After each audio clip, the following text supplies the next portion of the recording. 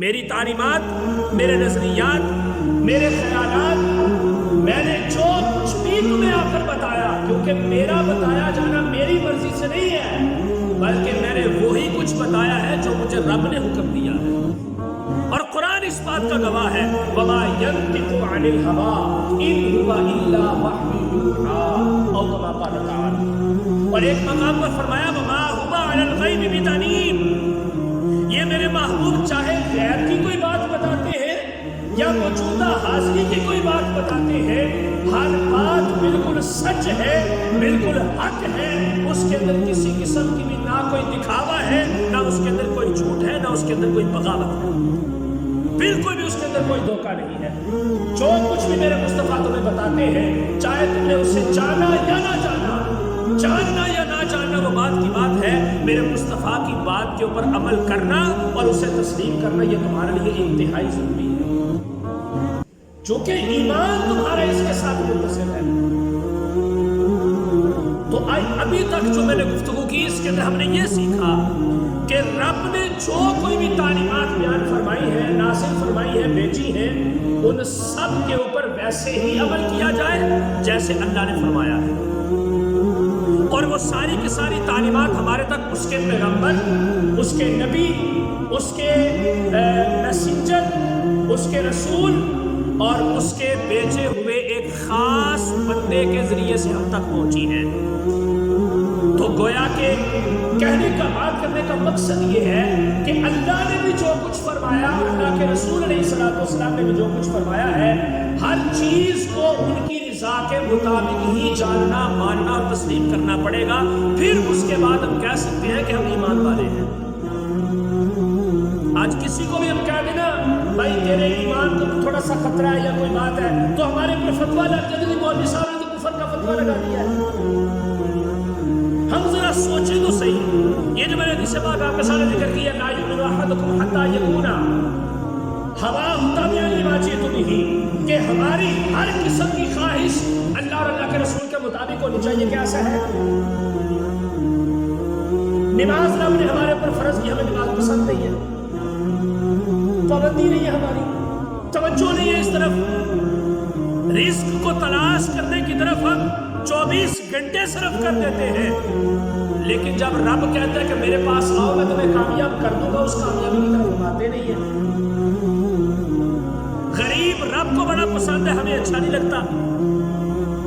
یتیم کے سر پہ ہاتھ رکھنا اللہ اور اللہ کے رسول کی تعلیمات کے مطابق ہے، ہمیں وہ اچھا نہیں لگتا۔ ہم بھوکے کو کھانا نہیں کھلا سکتے، جبکہ کل قیامت والے دن سب سوال کرے گا بھائی میں بھوکا تھا تو نے مجھے کھانا نہیں کھلایا، میں بیمار تھا تو نے میری تیمارداری نہیں کی، مجھے ضرورت تھی تم نے میری ضرورت کو پورا نہیں کیا۔ عرض کرے گا باری تعالیٰ تو تو بھوک سے پاک ہے، تو تو بیماری سے پاک ہے، تجھے تو کسی سے مانگنے کی کوئی حاجت ہی نہیں ہے، تجھے تو کوئی ضرورت ہی پیش نہیں آتی ایسی کہ جس میں کوئی محتاجی واقع ہو۔ باری تعالیٰ یہ کیا بات کر دی؟ اللہ تعالیٰ فرمائے گا وہ میرا فلاں بندہ تھا، تیرا ہمسایہ تھا، فلاں وقت بھوکا نہیں تھا، تو نے تو اپنے گھر میں چرب لقمے کھا لیے تھے، کیا اسے بھی جا کے پوچھا تھا کہ اس کے بچوں نے کھانا کھایا ہے؟ فلاں شخص بیمار تھا، کیا تو اس کی تیمارداری کے لیے گیا تھا؟ اس کی جیب میں دوائی کے لیے پیسے نہیں تھے، کیا تم نے اس کا کوئی خیال کیا تھا؟ پھر وہ بندہ لاجواب ہو کر اپنی بارگاہ میں کھڑا ہو جائے۔ کیا ہمیں یہ ساری چیزیں پسند ہیں؟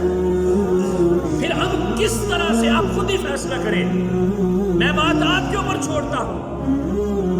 ایمان تو یہ تھا کہ رب نے اور رب کے رسول نے جو کچھ بھی فرمایا اس کو تسلیم کیا جائے، کیونکہ ہمیں اس بات کا یقین ہے کہ اللہ اور اللہ کے رسول علیہ السلام کوئی بھی بات ہمارے نقصان والی نہیں کرتے، جو بھی وہ بات فرماتے ہیں اس کے اندر ہمارا ہی فائدہ ہے۔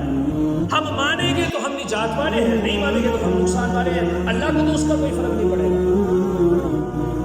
جب یہ ساری چیزیں ہمیں پتہ ہے، ہم تسلیم کرتے ہیں، تو پھر اس کے باوجود ہم ان کی ساری کیوں نہیں مانتے؟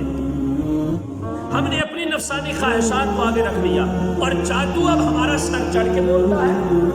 نفس جس کو اپنے قابو میں رکھنے کی ضرورت تھی، آج اسی نفس نے ہمیں اپنے قابو کیا، اور جو کچھ وہ چاہتا ہے ہم ویسے کرتے ہیں۔ لیکن جو کچھ ہم چاہتے ہیں وہ ویسے نہیں کرتا. تو یہ ساری چیزیں جو ہیں بہت ضروری ہیں. ہمیں احساس ہونا چاہیے جو کہ بالکل ختم ہو چکا ہے. ہم بالکل بھی ان چیزوں کی طرف توجہ نہیں کرتے معذرت کے ساتھ.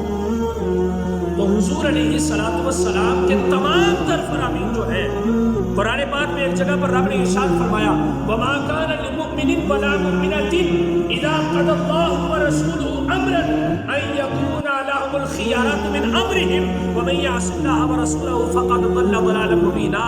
فرمایا جو بندہ مومن مسلمان ہے یا مومنہ خاتون ہے، جب اس نے یہ بات کہہ دی کہ میں مومن ہوں اور میرے پاس ایمان کی ڈگری موجود ہے، تو پھر اس کے لیے ضروری ہے کہ رب اور رب کے رسول نے جو فیصلہ کیا ہے آنکھیں بند کر کے اسے تسلیم کریں.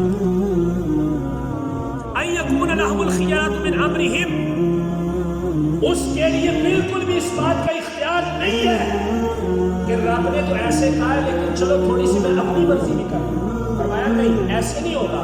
اگر تم ایسا کرو گے تو وَمَن يَعْصِ اللَّهَ وَرَسُولَهُ فَقَدْ ضَلَّ ضَلَالًا مُبِينًا، تم گناہگار ہو جاؤ گے، گناہ کا ارتکاب کرنے والے ہوگے، معصیت کے شکار ہو جاؤ گے. تو جو بندہ معصیت کا شکار ہو جاتا ہے وہ صراط مستقیم پہ نہیں رہتا، وہ گمراہ ہو جاتا ہے اور وہ سیدھے رستے سے پٹک کے غلط رستے کی طرف چلا جاتا ہے. یہ قرآن کہہ رہا ہے.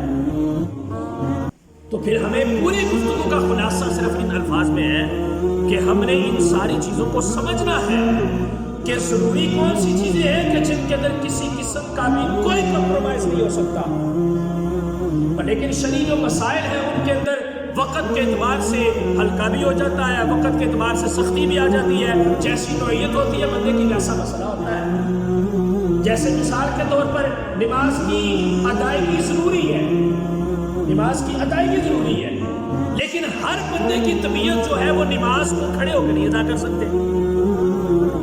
اب جو بندہ کھڑے ہو کے نہیں ادا کر سکتا اس کے لیے حکم ہے کہ وہ بیٹھ کے پڑھ لے، شریعت نے اجازت دی ہے. اب جو بندہ بیٹھ کے نہیں پڑھ سکتا شریعت نے اجازت دیا کہ وہ اپنے پہلو کے بعد لیٹ کر اشارے سے پڑھ سکتا ہے. ہاں نماز صرف دو صورتوں کے اندر معاف ہے. ایک یہ ہے کہ بندہ پاگل ہو چکا ہے، دماغ اس کا باقی رہا ہی نہیں ہے، بالکل پاگل ہے، اس کے اوپر شریعت لاگو نہیں ہے. اور دوسری صورت ہے کہ بندے کو موت آ گئی، وہ مر چکا ہے، اس کے علاوہ نماز معاف نہیں ہے. ہاں اس کی بہتری اور اس کی ادائیگی کے طریقے بتا دیے. صحت مند ہو تو کھڑے ہو کے پڑھو، بیمار ہو چکے ہو کھڑا نہیں ہوا جاتا، ٹانگوں میں کوئی مسئلہ ہے تو بیٹھ کے پڑھ لو.